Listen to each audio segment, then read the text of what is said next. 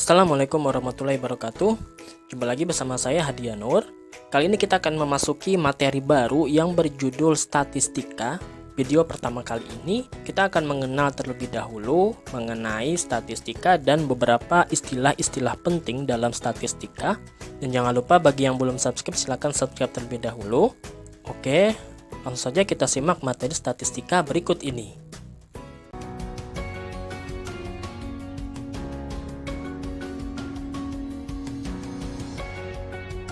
Ada istilah statistik dan statistika. Statistika itu adalah ilmu yang mempelajari tentang pengumpulan data, penyajian data, penganalisisan data, hingga penarikan kesimpulan dari suatu data. Sedangkan statistik adalah data berupa angka yang dikumpulkan, disusun dan digolong-golongkan sehingga dapat memberi informasi tentang suatu masalah. Artinya, statistik adalah data yang diolah menggunakan statistika. Nah, jadi jangan sampai salah ya, antara statistika dengan statistik ini ada perbedaan. Kalau statistika ini adalah ilmunya, sedangkan statistik adalah data yang diolah menggunakan statistika. Itu perbedaannya ya. Nah, kemudian ada istilah lagi datum dan data. Datum itu adalah suatu informasi atau fakta yang diperoleh dari suatu penelitian. Bentuk jamaknya dari datum adalah data. Sedangkan data adalah kumpulan informasi yang diperoleh dari suatu penelitian. Informasi bisa berupa angka, lambang, atau keadaan objek yang diamati. Jadi kalau datum ini sebenarnya suatu informasi, kalau data ini adalah kumpulan. Kata kuncinya itu terletak di sini. Bentuk jamak dari datum adalah data. Artinya data ini terdiri dari banyak datum. Datum adalah bentuk tunggal, sedangkan data adalah bentuk jamaknya. Kemudian ada istilah frekuensi.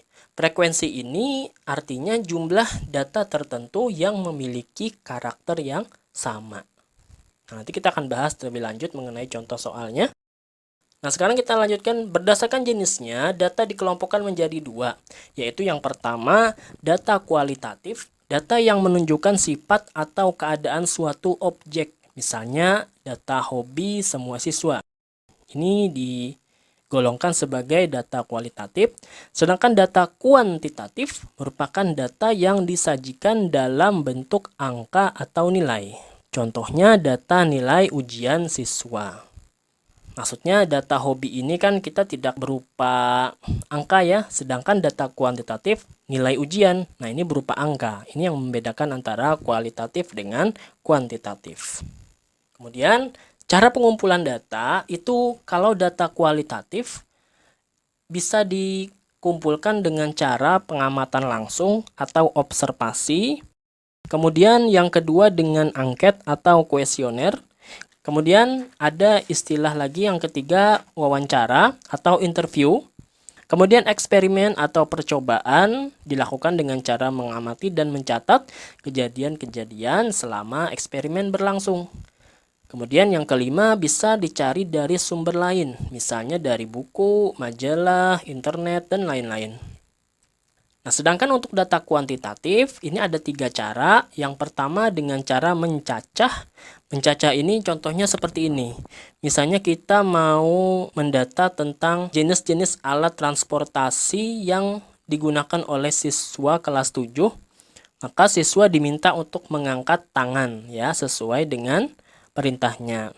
Misalnya siapa yang berangkat naik motor, siapa yang berangkat naik sepeda. Nah, itu dengan cara mencacah. Kalau dengan mengukur, ini misalkan kita mau mengukur data berat badan siswa. Nah, ini dilakukan dengan cara mengukur atau dengan cara menimbang ya. Menimbang dengan alat. Sedangkan untuk mencatat data ini misalnya kita mengumpulkan data tentang pekerjaan orang tua siswa kelas 7. Nah, itu disebut dengan mencatat data. Misalnya yang bekerja sebagai pegawai negeri ada 5 orang. Yang bekerja sebagai polisi ada 10 orang. Yang bekerja sebagai wira swasta ada 9 orang. Nah, itu disebut dengan mencatat data.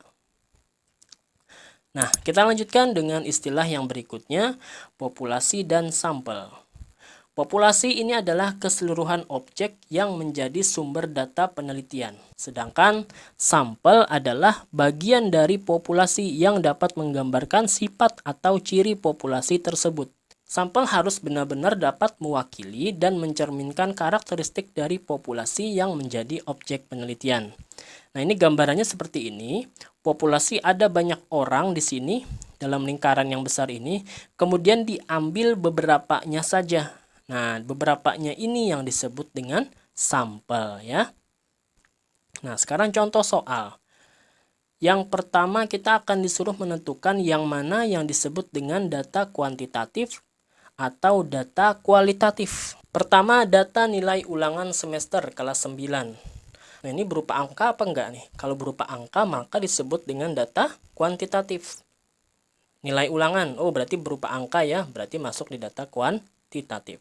Sedangkan data pekerjaan atau mata pencaharian ini disebut dengan data apa? Apakah pekerjaan atau mata pencaharian ini berupa angka? Pekerjaan 1, pekerjaan 2, apakah seperti itu? Tidak ya, jadi berupa nama pekerjaan bukan berupa angka, sehingga disebut dengan data yang kualitatif.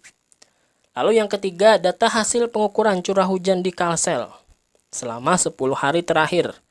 Nah, ini berupa angka juga ya. Kemudian data tingkat kemakmuran penduduk di beberapa desa di Kecamatan Martapura. Tingkat kemakmuran ini tidak bisa diukur dengan angka. Biasanya disebutkan dengan miskin, hampir miskin, sedang, kemudian cukup kaya atau sangat kaya dan seterusnya. Jadi ini bukan berupa angka, maka digolongkan sebagai data yang kualitatif. Nah, mudah saja ya cara membedakan antara data itu kuantitatif atau kualitatif. Contoh soal kedua, tentukan sampel dan populasi dari keterangan-keterangan berikut ini. Yang pertama, mengukur diameter beberapa kelereng dari suatu kotak kelereng. Nah, tadi pengertian populasi dan sampel, kalau populasi ini seluruhnya, sedangkan sampel ini sebagian dari populasi. Nah, oke, sekarang kita lihat lagi soalnya. Berarti mengukur diameter beberapa kelereng dari suatu kotak kelereng yang menjadi populasi adalah seluruh kelereng di dalam kotak. Sedangkan yang menjadi sampelnya beberapa kelereng yang diambil dari dalam kotak yang akan kita ukur diameternya. Nah, seperti ini ya. Kemudian yang kedua, wawancara terhadap beberapa siswa SMP 1 Martapura mengenai jarak rumah siswa dari sekolah. Maka yang menjadi populasi adalah seluruh siswa SMP 1 Martapura. Sedangkan sampelnya beberapa siswa saja, yaitu yang diwawancarai. Kemudian yang ketiga, penelitian mengenai kandungan zat pencemar air di Sungai Barito. Populasinya berarti seluruh air yang berada di Sungai Barito. Kemudian sampelnya otomatis air yang diambil dari Sungai Barito. Karena air yang kita ambil untuk penelitian ini secukupnya saja. Tidak mungkin kita mengambil air, seluruh air di dalam Sungai Barito ya. Nggak mungkin ya. Nah, ini adalah perbedaan antara populasi dan sampel. Kita lanjutkan dengan contoh soal yang ketiga. Suatu pabrik tas memproduksi 3.000 unit tas per minggu. Sebelum dipasarkan, tas-tas tersebut harus dicek oleh bagian quality control. Dari 3.000 unit tas, dipilih 400 unit tas untuk dicek dan ternyata 15 unit tas diantaranya rusak. Tentukanlah sampel dari pengecekan tersebut. Kira-kira yang mana yang jadi sampel? Apakah yang 3.000, apakah yang 400, atau yang 15? Kalau kita lihat dari kalimatnya, pabrik memproduksi 3.000 unit.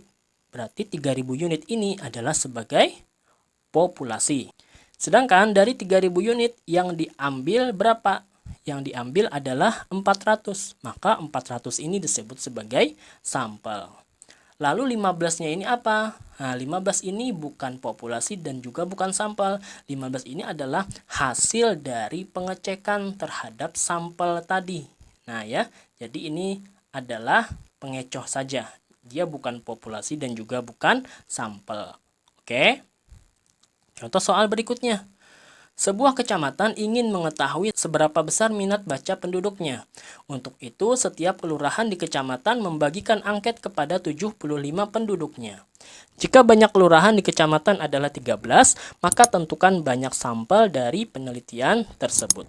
Populasinya adalah semua penduduk dalam suatu kecamatan yang terdiri dari 13 kelurahan. Lalu yang menjadi sampel itu adalah 75 orang penduduk di dalam tiap kelurahan. Ini kan ada kalimat setiap kelurahan membagikan angket kepada 75 penduduknya. Maka yang menjadi sampel, total sampelnya berarti karena kelurahannya ada 13, kita kalikan 13, 75 kali 13 yaitu 975. Jadi banyak sampel dari penelitian tersebut adalah 975 orang. Nah, oke, bisa dimengerti. Terima kasih telah menonton video ini sampai selesai. Semoga bermanfaat dan bisa dipahami. Jangan lupa like, komen, share, subscribe, serta nyalakan loncengnya agar tidak ketinggalan video-video pembelajaran selanjutnya di channel ini. Assalamualaikum warahmatullahi wabarakatuh.